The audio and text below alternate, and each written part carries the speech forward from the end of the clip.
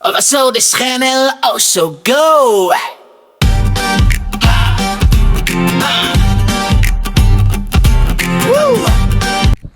Hello po sa lahat po ng mga Kabarda fans, sa lahat po ng mga nagmamahal kay Barbie Fortesa and Mr. David Licauco. Another updates po tayo for today's video.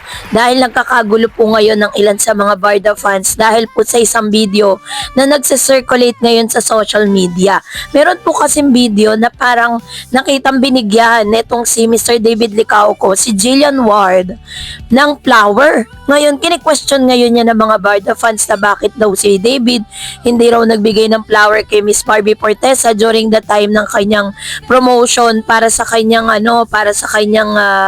premiere night ng Until She Remembers, no? So yun yung pag-uusapan natin maya-maya lamang. But before that, of course, if you haven't subscribed yet to my YouTube channel, please don't forget to like, share, and subscribe at hit mo na rin ang notification bell for more showbiz updates. Bago tayo of course magpatuloy sa ating updates for today's video, nais ko pong pasalamatan kayo for always watching and trusting this channel. Thank you so much sa inyong laging panonood at palagi ang pagsubaybay sa mga updates po natin.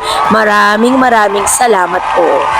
So eto na, pag-usapan na natin ang ilan sa mga updates patungkol po kay Mr. David Licauco and Barbie Fortesa.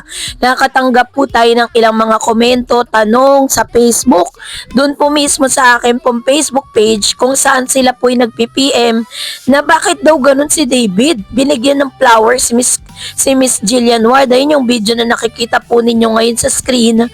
Yan po yung tinutukoy ko ngayon. So, alam po natin na si Mr. David Licauco at Jillian Ward ay may umi-airing teleserye. May umi-air po silang mga programa ngayon sa GMA. So as part of their promotional activities and para din talagang i-hype, no? Yun po kasi yung klase ng business na meron po tayo ngayon. Kapag po meron pong programa or meron pong ilo-launch na proyekto ang isang artista, gagawa po sila ng mga stunts, gagawa sila ng mga issue, gagawa sila ng mga ganitong klase ng video. Sa pagkatao po ni David, di naman talaga siya ganyan. Nonchalant nga si David, napakamahiyain. But because this is really part of their stunts para talagang mapag-usapan. Tingnan nyo ngayon, affected, diba? Naapektuhan kayo sa mga video sa lumalabas. Yung mga talagang sinasabi na parang they don't believe David Licauco at all, ganyan. Yung mga parang wala na talagang tiwala sa Barda, naniniwala na wala na talagang Barda, ganyan. So, ibig sabihin, affected kayo. The more that you show that you're affected, mas convincing, no? Mas nakukonvince po kayo na talagang kailangan mag-focus lang kayo kay Jillian tsaka kay Mr. David Licauco. Si Jillian po ngayon ay ilang beses niya nang pinupost yung kanyang boyfriend doon po sa kanyang Facebook page at inamin na po niya parang sa isang interview na talagang nangliligaw or nagkakamabutihan na sila ng isang aktor, na kasama din nila sa Never Say Die. Pero mas binibigyan po ng focus ngayon si David Licauco and Miss Jillian Ward. So dahil po doon, gagawa po sila ng mga ganitong klase ng video para po mas pag-usapan, mas ma-hype yung kanilang tambalan, mas pag-usapan at mas ma-curious yung mga tao kung ano bang meron dun sa teleserye po nila ngayon. So yun po yung kanilang tinatawag na marketing strategy. Sa business po kasi, kailangan mong gumawa ng isang bagay na talagang mapapansin ka, mapag-uusapan kasi nung unang labas po ng Never Say Die, sobrang taas po talaga. Lume-level siya dun sa kalaban. So nung sa mga, pero nung mga next episode na parang 2 weeks na sila, medyo bumababa na siya. Kumbaga, yung momentum po ng serye ay bumababa. Kaya kung mapapansin po ninyo, interview kay David, interview kay Jillian, ganon. So, ganon yung ginagawa nila. Just to make sure na hindi bababa yung momentum ng teleserye. Kaya gumagawa sila ng mga ganitong style. Ang tawag dyan ay stunts, no? Pag yan po ay napanood natin sa mga social media, yun mo, diba? pwede naman pong iabot ni Mr. David Licauco yan dun mismo sa makeup room ni Miss Jillian Ward. Bakit kailangan maraming tao? Bakit kailangan may camera? Bakit kailangan marami nakakita? Because that's really part of their promotion. So, para at least diba mapag-usapan sila. Kung mapapansin niyo sa mundo ng showbiz world dito po sa Pilipinas, once na ang isang artista ay meron pong ginagawang proyekto, kahit wala naman talaga siyang issue, gagawan at gagawan po sila ng issue kasi para mapag-usapan.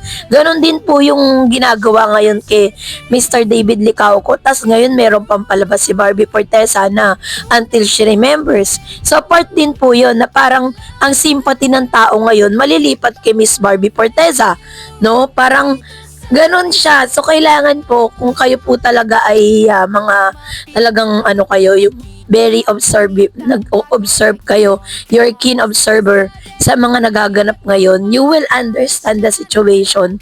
But it doesn't mean na talagang si Jillian at si Mr. David Licauco na it's a big no. Hindi po mangyayari yan kasi si Miss Jillian po is parang ang type niya ngayon, itong isang, nakalimutan ko yung pangalan pero parang kasama nila sa Never Say Die. At lagi po niyang pinapost yan sa IG stories niya, Instagram, Facebook. Si David nga never niyang ipinost yan at finlex sa kanyang social media account.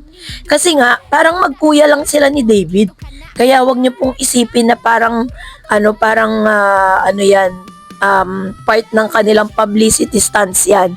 Part yan ng kanilang ginagawang or umi-airing serye para po talagang para talagang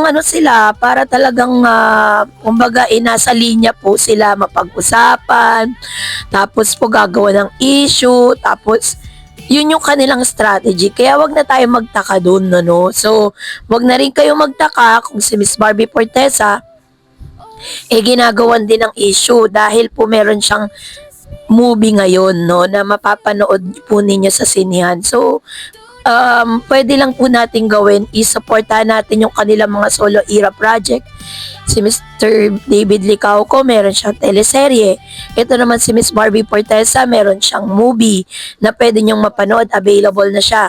So pwede niyo siyang mapanood. Feb 20 kasi umere na yan So yun po yung dapat natin gawin. Pero yung para magpa-apekto kayo, sabi ko nga sa inyo, do not invest too much of your emotion on this situation kasi we'll never know, diba? Kasi at the end of the day, no, si Miss Barbie Fortesa and David Licauco pa rin ang masusunod kung sino ba yung gusto nilang piliin, kung sino ba yung gusto nilang makasama sa kanilang buhay. Nakakatuwa lang na may mga Barda fans na sinasabi nilang in real or reels, still sinusuportahan pa rin nila ang Barda. So kini-clear out lang natin yung mga issue na yan para at least walang masyadong masasaktan. Yun nga, yun po payo ko po sa inyo, do not invest too much of your time, no, sa kanila pong wag mag-invest na masyado dun sa love life nila kasi sila po ang magde-decide niyan. Sino ba talaga yung gusto nilang makasama, 'di ba? Kung sino ba talaga yung gusto nilang mahalin at makasama in the near future. Tangin natin pwedeng gawin, supportahan ng Barda fan. Okay po? Pasensya na kayo sa boses ko kasi ako po ay paos.